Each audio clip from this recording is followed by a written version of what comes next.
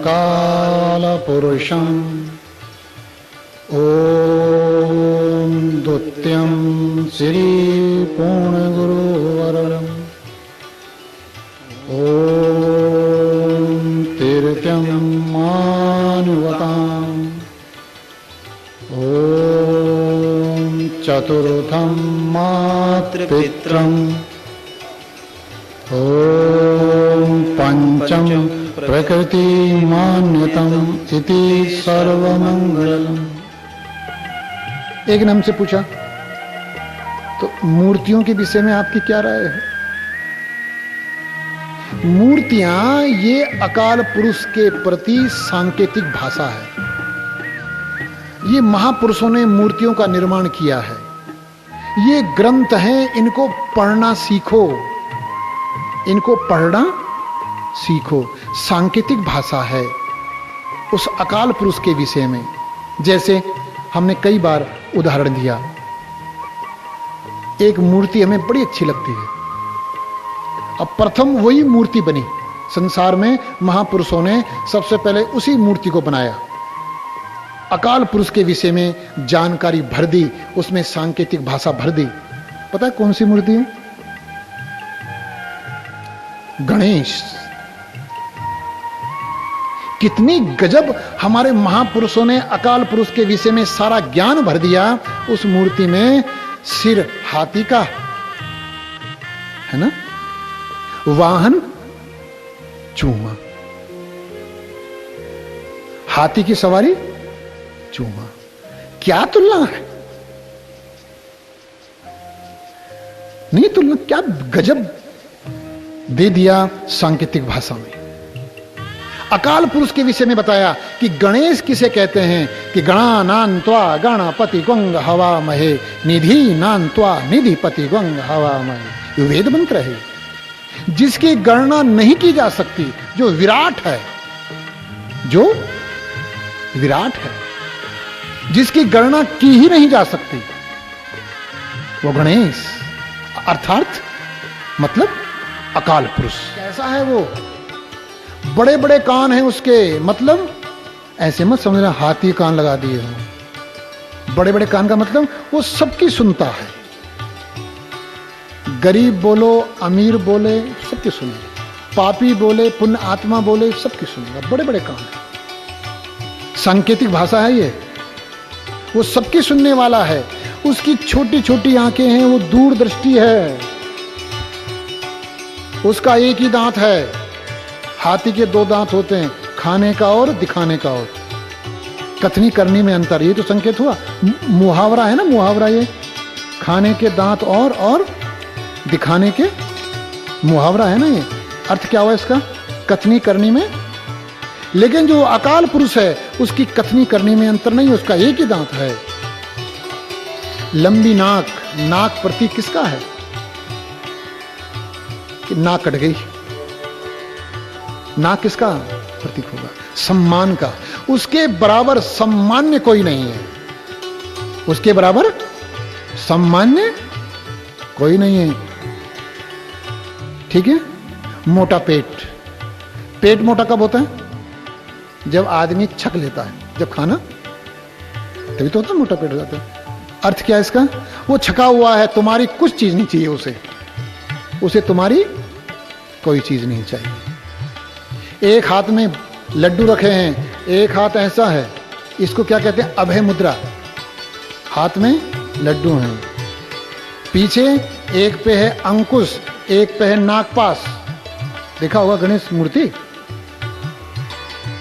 ये भोग और अभय किसको मिलेगा? अब चूहे पे आ जाओ। चूहा क्या है? चूहा कभी किसी ने चुपचाप बैठे देखा? या तो मुंह ही हिलता रहेगा या पूंछी हिलती रहेगी। और चूहा कैसा है? गणेश के नीचे काला। चूहा प्रतीक बनाया मन का, वो मन है।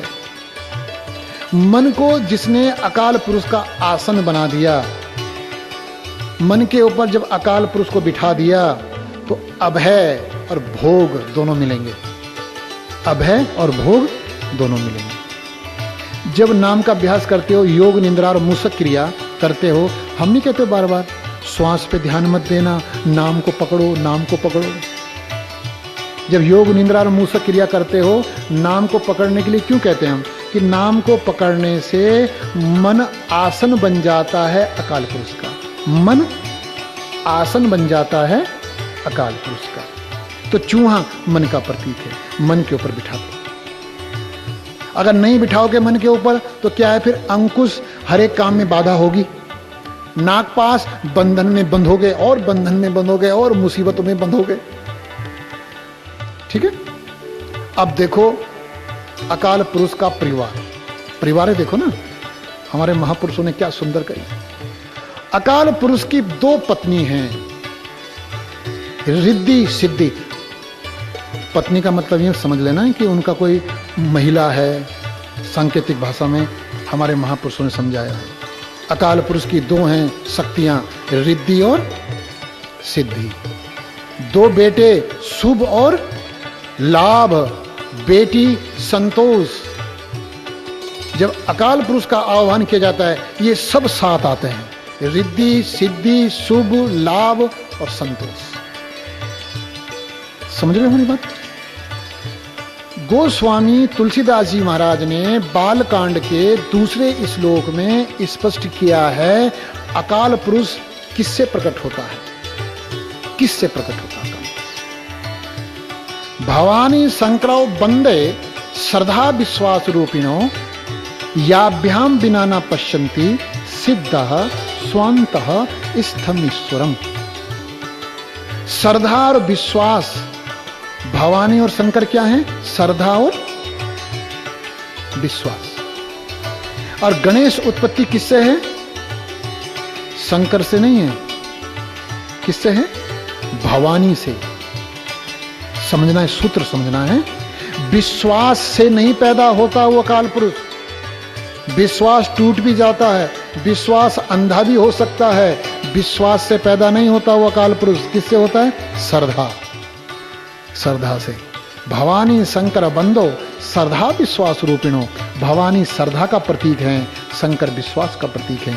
और गणेश उत्पत्ति मां से है, भवानी से है, शंकर से नहीं। जब श्रद्धा अंदर स्थापित हो जाती है तब अकाल पुरुष प्रकट होता है। और अकाल पुरुष अकेला प्रकट नहीं होता, विद फैमिली। रिद्धि सिद्धि शुभ लाभ और संतोष, ये सारी चीजें साथ आती। अब बताओ, इस मूर्ति को समझे, इस मूर्ति के रहस्य को समझे। ये मूर्ति हमारे महापुरुषों ने बनाई, समझने के लिए बनाई ना। हमने क्या कर दिया?